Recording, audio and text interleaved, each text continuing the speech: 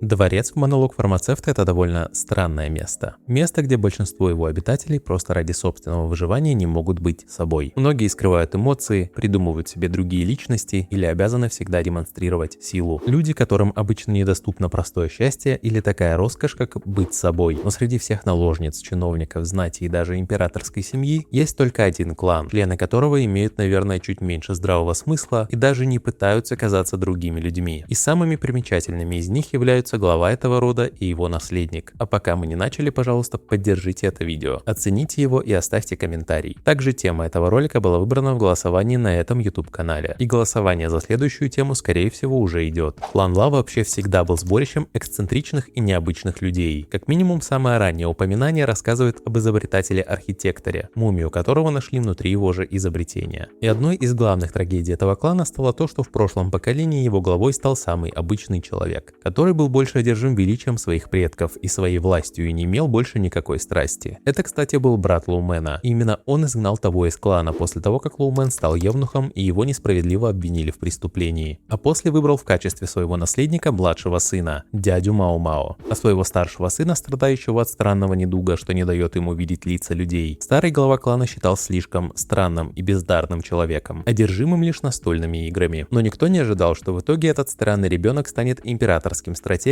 и комендантом Кан-Лаканом, одним из 3 людей, что управляют всей страной. И это благодаря как раз таки стараниям Лоумена, который нашел способ помочь племяннику, чтобы он хоть как-то мог ориентироваться среди людей. Лоумен, чье лицо Лакан вообще-то тоже не различает, вопреки распространенному заблуждению. Это даже показывали в аниме. Он научил племянника видеть обычных людей просто как камни из игры Го. Мужчин как черные камни, а женщин как белые. А в тех, в ком есть потенциал, по мнению самого Лакана, он видит как фигуры из сянцы или сёги. И Лоумена он видит как колесницу или ладью, одну из сильнейших фигур. Для будущего Лакана это сыграло важнейшую роль. Он, как главный уравнитель сил при дворе, видит весь дворец как игровую доску, а представители тех или иных фракций как фигуры на ней. Также он рассматривает и своих подчиненных. Это один из факторов того, почему Лакан так сильно привязался к Лоумену, поскольку тот дал племяннику возможность лучше адаптироваться и понимать, что происходит вокруг него. Так у Лакана появился первый человек, что по-настоящему делает его счастливым, и ради которого он может сделать очень много и к которому прислушивается. Следующим таким человеком стала Фэн Сян, одна из самых дорогих куртизанок прошлого из Медяного дома, что продавала не свое тело, а время и искусство игры в Го. Она стала самым первым человеком, чье лицо Лакан увидел, и та, что смогла переиграть даже его самого, из-за чего он привязался к ней и полюбил. Пусть это, возможно, и было хитрым планом самой Фэн Сян, ради которого она осознанно пошла на катастрофическое падение своей цены, и из-за чего сам Медяный дом пережил сильнейшее падение. Все ради того, чтобы стать частью великого клана. Пусть в итоге он фактически и провалился. Она заразилась сифилисом и сошла с ума. Но даже так Лакан по итогу был счастлив просто из-за самого факта того, что Фэн Сян жива и он может и дальше играть с ней в Го. Ну и конечно же, это подарило Лакану и третьего человека, само существование которого делает его счастливым. Это Мао-Мао, чье лицо он видит так же, как и лицо ее матери. И наверное, только то, что он узнал о самом существовании дочери, дало ему силы как-то жить дальше. После того, как ему соврали о смерти Фэн Сян, так еще и дочь была на попечении дяди Лоумена. И тут проявилась самая страшная и опасная черта Лакана, благодаря которой он смог подняться настолько высоко. Не просто из желания целыми днями есть сладкое и играть в игры. Чтобы получить саму возможность в будущем выкупить дочь из борделя, о чем он не раз пытался договориться со старухой из Медяного дома. И ему было необходимо получить деньги, для чего ему была необходима власть как во дворце, так и в собственном клане. И сначала он помог молодому императору очистить дворец от сторонников прошлой императрицы-регента. И здесь Лакан хорошо проявил свои самые страшные стороны. Во-первых, он очень хитер и безжалостен. Во-вторых, он делает все это беззлобно, рассматривая как обычную игру, где надо загнать соперника в угол. У обычных обитателей дворца поначалу может сложиться впечатление, что Лакан довольно инфантильный, ленивый и несобранный. И отчасти он действительно такой и есть. Но не просто так среди придворных чиновников ходит один слух: никогда не становись врагом Лакана. Именно эти его 2 черты откровенно недооценивал старый глава клана Ла, из-за чего за его спиной Лакан договорился с младшим сыном своего младшего брата Лаханом, который среди всех родственников ближе всех подобрался к Лакану в своей эксцентричности. Лахан, одержимый цифрами, нашел следы мелкой коррупции своего деда, и с этими доказательствами Лакан вынудил отца назначить его новым главой клана. Кстати, на удивление, при всей его безжалостности к врагам, с отцом, братом, женой брата и старшим племянником, с ними в общем-то все хорошо. Они просто переехали в загородное поместье клана, где брат Лакана устроил ферму и в целом радуется жизни, как и его сын. Хотя его сын моментами отрицает отрицает очевидное, как это иногда делает Мао-Мао. Недовольны лишь старый глава клана и жена брата. Кстати, жена тоже довольно эксцентрична и имеет очень хороший вкус. Лохан считает, что она могла бы подбирать мебель для домов знати и зарабатывать этим деньги. Так что старый глава клана по сути одинок в своей нормальности. После этого, хоть у Локана и не вышло выкупить из борделя дочь, чтобы она просто с ним жила, узнав, что она во дворце и он может с ней встретиться, сначала он очень осторожно пытался к ней подступиться, но в итоге стал ее преследовать и потакать практически всем ее желаниям. Всем, кроме как оставить ее в покое. И именно с появлением еще и дочери клана Ла во дворце стало еще более неспокойно. Глава клана начал доставлять неудобства почти что всем его обитателям, начиная от Джинши и попытки протаранить ворота в гарем, заканчивая солдатами и медработниками лазарета при казармах, куда он приходил и просто смотрел на Мао-Мао с глупой улыбкой. Самым интересным является то, как Локан обустроил свой быт. Во дворце он собрал себе отличный набор фигур, точнее подчиненных, что выполняет за него всю его работу, из-за чего даже если Локан пропадает, его отсутствие можно заметить только через 6 месяцев. Также и в поместье клана Ла. Локан иногда забирает с улиц детей-сирот, имеющих потенциал, дает им номера, и эти дети становятся его слугами, помощниками вне дворца, или даже солдатами под его началом. Правда, моментами он доставляет им множество проблем, и за ним приходится бегать как за большим ребенком, соком и сладостями наготове. А главной его нянькой является его приемный сын и наследник, а по совместительству еще и племянник, лица которого он также не различает, Лохан, человек, что по-настоящему занят управлениями делами клана. И, наверное, он стоит на первом месте среди всех его членов, кто озабочен его репутацией и положением. После того, как Локан в первом сезоне аниме все же выкупил Фэнсян, притом за безумные деньги, которых у клана не было, и выкупил он ее по сути в рассрочку, клан Ла оказался в глубокой финансовой яме, из-за которой клан мог остаться без своего поместья в столице. Ну и эту проблему пришлось решать Лохану, в чем ему не помогала младшая сводная сестра, которая, во-первых, отрицает их родство, а также либо готова принять почти любой подарок от отца, либо же сама Мао-Мао просто просит что-то дорогое, когда Локан спрашивает, что ей подарить. Но в итоге Лохан все же смог закрыть финансовый вопрос с помощью родного отца и брата. Лохан смог как пристроить их самих, так и продать огромные запасы картофеля, которые те вырастили. Не зря же Мао-Мао дала Лохану прозвище «Счеты с очками». Он одержим красивыми числами и считает красивыми тех людей, чьи числа ему нравятся. Ну а также он, в отличие от приемного отца, все-таки отчасти погружен в дворцовые интриги, не против улучшить свое положение и положение клана за счет сестры. Хотя если бы Мао-Мао могла пересадить ему матку, он бы и сам был бы не против побегать за лунным принцем. Также Лохан имеет репутацию юноши, что любит женщин постарше, и имеет отношения в основном с вдовами. И совершенно этого не стесняется, его скорее смущают моменты, когда приходится решать проблемы, созданные Локаном, в особенности, когда тот сломал ворота в гарем, или неловкий момент с тем, как стратег Шпажка от сладости сломал семейную реликвию клана Шин. В общем, за то, чтобы быть наследником, Лохану пришлось заплатить своими нервами, чего он, скорее всего, не ожидал. Но он также остается собой и чувствует себя куда более свободно, чем остальные люди во дворце. Да и в целом люди из клана Ла имеют такую репутацию, за которой могут делать почти все, что угодно. Уже все равно не будет, это же люди из того самого клана. И все это благодаря его главе, на которого на самом деле не может повлиять даже император. Во-первых, потому что Локан уже когда-то оказал ему огромную услугу и стал одним из первых его сторонников, противовесом для премьер-министра Шишоу, сторонником прошлого императора. А во-вторых, император осознает всю опасность стратега. Он даже не может ничего сделать и с остальными членами клана. Но если что, Лоумена наказали и изгнали еще до восхождения стратега. Возможно, даже в тот момент, когда Локан был в западной провинции по долгу службы. В общем, император отлично осознает опасность Локана. Даже было два момента, когда он проговаривал это вслух. Первый раз, когда уже императрица Гёкуё хотела вернуть Мао-Мао к себе на службу, а во второй раз отшучиваясь после операции в конце 15-го тома, что говорит о том, что император отлично знает, ради тех людей, кого он любит, а точнее ради тех людей, чье существование делает Локана счастливым, он готов поступиться как собственными интересами, как, например, в 12-м томе Ранобэ, просто отказавшись развязывать войну, чтобы у его дочери не забрали лекарства и алкоголь, а также ее с дядей не отправили на фронт как медиков. Хотя саму войну Локан воспринимает как еще одну игру, и в целом не против сыграть партию. И Локан точно готов пойти и против императора, поскольку сам дворец и система ему в общем-то не так важны. Его приводит в ярость только то, что касается двух людей на данный момент. Его дяди и дочери, а также жены до ее смерти. Кстати, в память о ней Локан выпустил книгу по игре в Го, основанную на их партиях. Возможно, это одно из самых больших проявлений своей любви, на которое он способен. И, наверное, он единственный человек во всей стране Ли, кто имеет такую роскошь, как быть собой, и частично поделился ею с остальными людьми в этом клане, пусть и ценой его репутации. Ну и на этом видео заканчивается. Голосуйте в голосовании, оставляйте комментарии со своим мнением, оценивайте видео и подписывайтесь на канал. И на этом